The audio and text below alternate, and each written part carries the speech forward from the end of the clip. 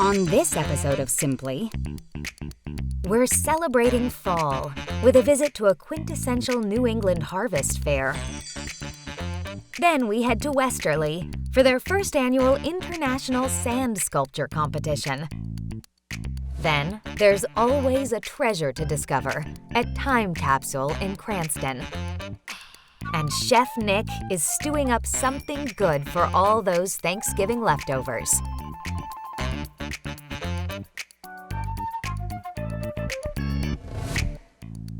Simply is brought to you by Cranston's Wines & More and Dr. Eric George & Associates. Hey everybody, I'm Becky Gibble and this is Simply.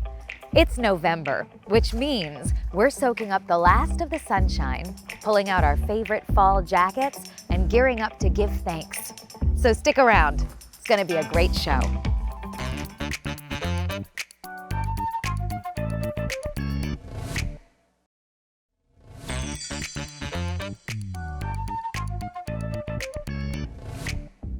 Welcome back. Next up, it's peak autumn at one of our favorite and most tranquil spots in New England, the Norman Bird Sanctuary. After a brief Rona hiatus, their harvest fair is back and better than ever, with beer gardens, live music, crafts, and a mud pit. Let's dive in. Out and About is brought to you by the Junk Luggers, saving the world one lug at a time.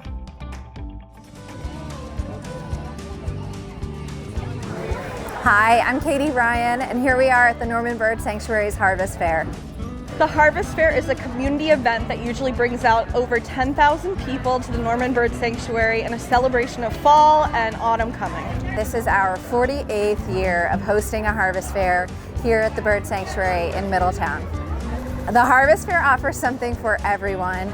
So right now we are standing in the middle of our crafters tent. We bring in crafters from all over New England that bring amazing handcrafted goods to be sold to our audience here. So Harvest Fair is very popular with kids for good reason. We have a lot of activities that are really physical, really fun. In the Midway Games, we have time-honored traditions like the Monkey Bridge, which is a real rite of passage. One of the favorites is the mud pit. A lot of siblings will take out their rivalries and see who comes out on top. And then we also have our children's tent, which is full of fun things like pumpkin painting, face painting. And then we have a tractor ride, which takes kids all around the fair. So today we have in our music tent great beer from our local brewery, Ragged Island Brewery. They're amazing sponsors of the Norman Bird Sanctuary. Additionally, Newport Live is here, and they collected and curated a lot of great musicians to share their live music here throughout the entire festival. Our food vendors, which is the main attraction for many people, offers an eclectic array of food, mostly produced in New England, which we love. We love to support local vendors. My personal favorite was Binge Barbecue. They had some loaded tater tots that, perfect. We have the Kettle Corn Man, who everyone loves. We have a whole variety of other things, some new vendors with us this year, including a ceviche truck, and great food, great beer, wonderful refreshments for everybody. People are taking advantage. My favorite part of the Harvest Fair is just seeing people and catching up with them. You know, especially as we come out of the pandemic, we haven't been able to host the Harvest Fair for the past few years. This year's been really meaningful for us to see everyone and reconnect and enjoy some time together, having food, playing games, and just really wholesome fun in this wonderful place. I think also it's really important because it is a community event. So this is a great way for us to connect with our neighbors and community partners and the people that really, help sustain us throughout the year. All of the proceeds from the Harvest Fair support the Norman Bird Sanctuary's mission. So we are currently actively preserving over 300 acres of open space. It is actually the largest contiguous open space on Aquidneck Island. We do that through environmental education and conservation and working with our local community to share why it's so important to protect open space like this for the benefit of not only wildlife, but also for the community's enjoyment. So to learn more about what we are doing here at the Norman Bird Sanctuary, you can visit our website and look online at what programs and educational events we have upcoming. We're always looking for more volunteers and people to join the Norman Bird Sanctuary family. So please get in touch and we hope to see you soon.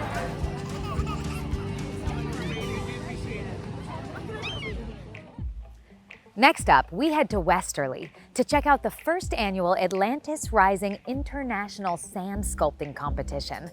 Artists from all over the world come to show off their skills. Trust me, these are not your grandma's sand castles. Let's check it out. Greg Grady, and I am the organizer of the first Atlantis Rising International Sand Sculpting Competition at the Squamicut State Beach in Westerly. We have 10 world-class competitors from as far away as South Korea, the Netherlands, Italy, and Canada. They're all competing for over $40,000 in show-up and prize money. So this is the first year in Rhode Island that we have this competition. We're very excited. It's one of the strongest competitions that I've been at. It's been fantastic. This is definitely a top-notch, world-class competition. Incredible sand, incredible organization, incredible sculptors. You got the best in the world right here. I've been competing for over 30 years in contests. This is the strongest field that I've ever seen in my 30 years of competition. We have something for everyone here. Llamas, Aquaman for a photo ops. We have craft vendors, more than 15 food trucks down here, wine and beer, live music. The Australian Bee Gees are playing tonight, which is over the top. I did a piece I think the crowd will like it. It's called Illusional Pinocchio, and you can see him come to life, some different views, and the crowd seems to be liking it. So I'd like to hear a big round of applause for all these sculptors, if we could. We will start with third place winner, $4,000, Martine Ryerson, The Winds of Change. Second place, $5,000, Suzanne Rusler, Octofont of Atlantis. I did some research about Atlantis and I found out that there used to be elephants living on Atlantis when it wasn't sunken under the water yet. And then I imagined if the elephant would be living underwater for many years and now they're rising, what they would look like. And that's what I made. I made like a mix between an elephant and an octopus, kind of a weird creature, very big. And for your first annual International Sand Sculpting Festival winner, Melanage Beauregard from Hawaii, Sculpted Talent. My piece is balance. The inspiration about it is how in life we are influenced.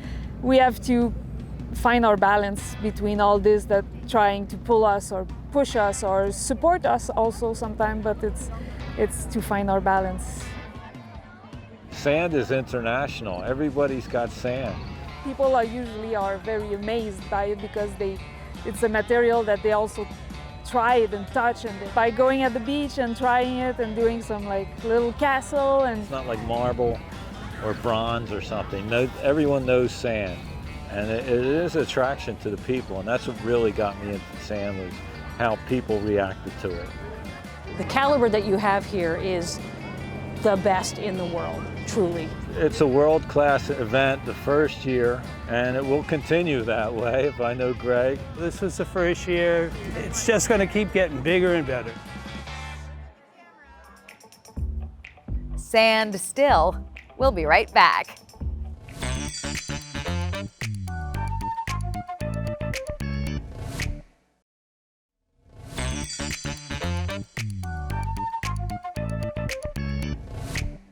Hey folks, welcome back. Looking for the perfect gift for that hard-to-shop-for loved one? Have we got the solution for you? The Time Capsule is a trove of treasures old and new. Let's dig in. The original Time Capsule in Cranston was opened in 2003. We sell comic books, records, video games, toys, cards, all kinds of fun things. When I was a young child, I started buying Richie Rich comics and Donald Duck comics at yard sales. And by the time I was 17, I was already selling comics I didn't want to raise money for ones I did. And it just turned into a side business that eventually turned into a full-time business. The biggest part of the business is comic books, old and new. You know, stuff from the 1930s right up to stuff that came out last week. And then we have a separate side of the store that has records, a lot of albums, all kinds of genres of music. We sell CDs.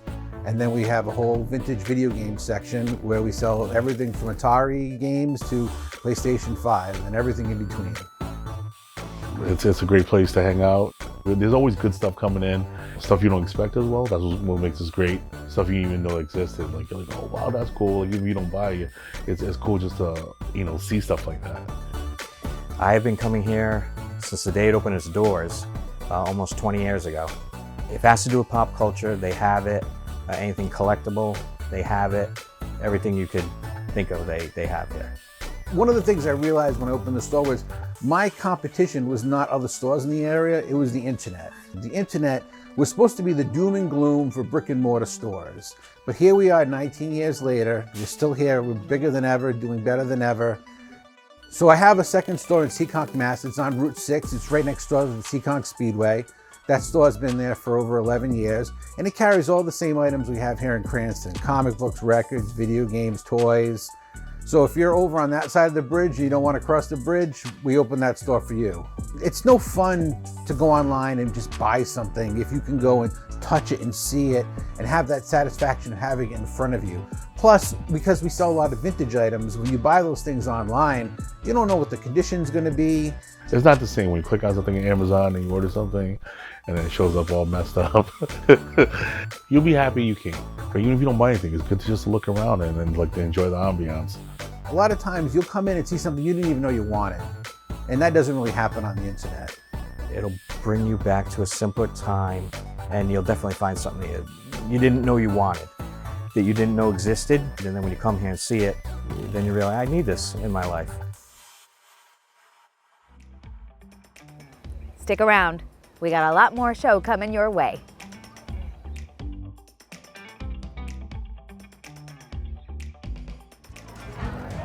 As you make your charitable gifts at the end of the year, please remember the Norman Bird Sanctuary and the environmental education and conservation work that we do. We appreciate your support.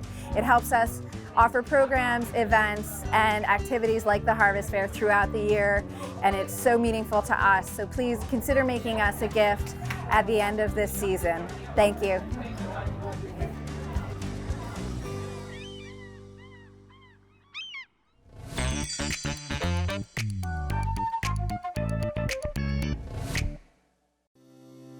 What a home means to me is peace, an opportunity to grow and be part of my community. Having your own place, it's where you want to have peace, where you want to feel safe. When I found my home, it was stability for us. It was just home. I came to this country when I was 3. My parents never owned a home. It was a watershed moment in my house for, myself and my mom and, my sister, that we had finally achieved that. So it wasn't just a dream for myself, it was a dream fulfilled for the family. So imagine not having that opportunity. Everyone deserves a place to call home. Unfortunately, it happens a lot that people get discriminated when they are buying or renting a home. So in 1968, the Fair Housing Act was enacted. Most of the time, the people don't realize, but there is a lot of protections for the consumers. Whether you're buying, selling, or renting, you can't be discriminated against. People can't be discriminated against race, color, national origin, religion, sex, familial status, and disability. Those are the classes that are protected. Rhode Island has 5 additional protected classes, which include marital status, military status, sexual orientation, gender identity expression, status of a victim of domestic abuse. The Fair Housing Act is administered by the Department of Housing and Urban Development, which is also called HUD. If you've been a victim of discrimination, you can contact HUD at hud.gov/fairhousing to file a complaint. You can contact the Rhode Island Commission of Human Rights. So they're gonna take your case, they're gonna have your information, name, contact number, everything is gonna be confidential. The Commission will investigate the charge, and if evidence of discrimination is found, the case can go as far as the Superior Court if it's necessary. Finally, we hope this never happens to you, but if you have a complaint about a realtor, the realtor organization has a process in place to make sure your concerns are addressed. There is resources out there. As a realtor, my job is to give you those resources to you and your family. Nobody needs to be discriminated. You can reach out to the association, you can reach out to the broker or the realtor, or you can talk with the realtor as well, if that's the case. Because at the end of the day, nobody is going to be discriminated. It's not allowed to have discrimination in our community, in our society, because we are all in this together.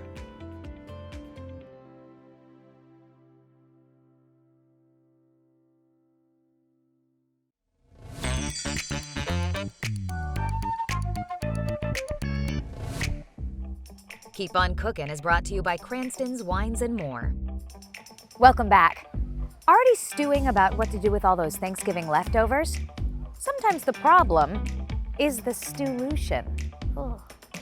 Next up, we connect with Chef Nick at Avenue N in Providence, where he shows us what's simmering. Welcome back, everybody, and I've got good news and bad news today. The bad news is the time is flying and October's already come and gone, but the good news is November's here and it's ready to usher in the holiday season. Whether you're sticking with the classics or trying something new, you really can't go wrong at this time of year. But I've got a dish today that's gonna blow the lid off the pan, and that's my spicy turkey stew. When making stew, there are a few rules to follow, so we're gonna start by doing that, and then we're gonna make up a few of our own. Let's start by going in with some must-haves. You gotta have onions when you're making stew. Everything kind of larger dice. Going in with some celery. And then some carrot. That's called mirepoix veg. That's a very classic soup and stew base. High heat, because caramelization is a very good thing here. We're gonna season with a little bit of salt and hit it with some fresh cracked pepper. Now, let's add a few things that make this very fun and very seasonal. Root vegetables. I love root vegetables, especially around the holidays. I'm gonna go in with some parsnip. How about we hit it up with some butternut squash? Oh, and it's smelling unbelievable already. These are all raw ingredients. They're going in raw, and they are going to cook up both in the saute here, and then once we add the liquid. So 3-4 minutes, these are starting to caramelize and soften up, and we're gonna go in with some turkey. Pop in some of that jive turkey right there. That turkey is cooked. This is leftover turkey breast that I've cut into nice medium stew-sized pieces. Now I'm gonna pop in some potatoes. Now, let's start to freestyle. I'm gonna go with some tomato paste.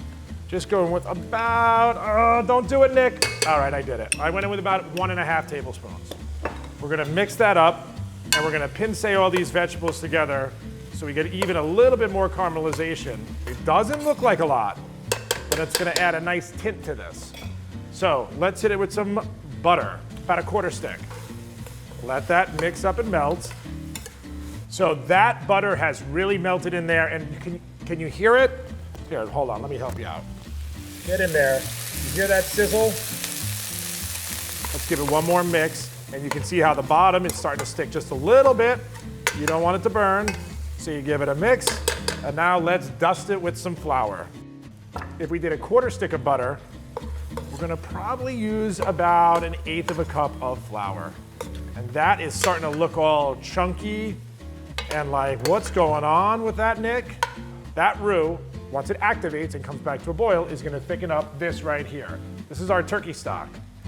So we're gonna hit it up with some turkey stock, turn the heat on high, and it looks really thin, but it is gonna thicken up. You want almost just enough. Let's see if we nailed it. Did we nail it? Oh, we nailed it.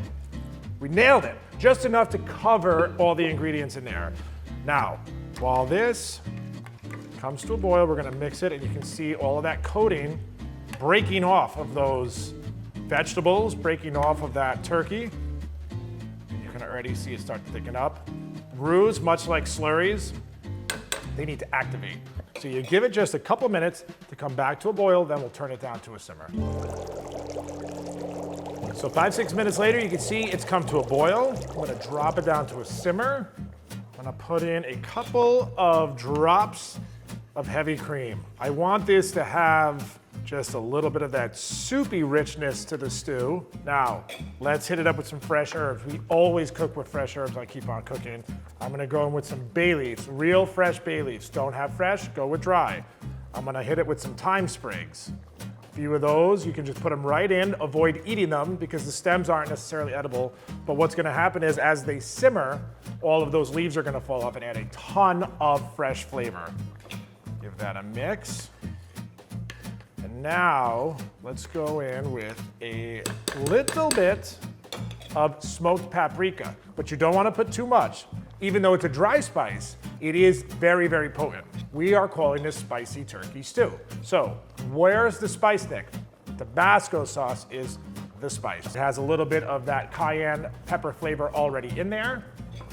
The last thing we're gonna do, a lot of times with stews you see peas or you see chopped green beans. We're gonna use kale today. You can use Swiss chard if you want. Any sort of braising autumn green, chopped curly kale is fabulous. Let that kale just do its thing for a minute or two. It just smells so good. My glasses are fogging up. It's like being at a Kiss concert in here, but it's worth every second. I'm gonna go to the bowl, and then we get to eat this delicious spicy turkey stew. Well, that was a blast, everybody. Thanks for joining me, and until we meet again, you keep on cooking. That's an order.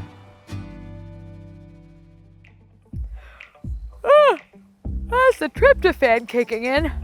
Oh, that's our cue to wrap things up. I'm gonna go take a quick power nap, and we'll see you in December. Simply is brought to you by Cranston's Wines and More and Dr. Eric George and Associates.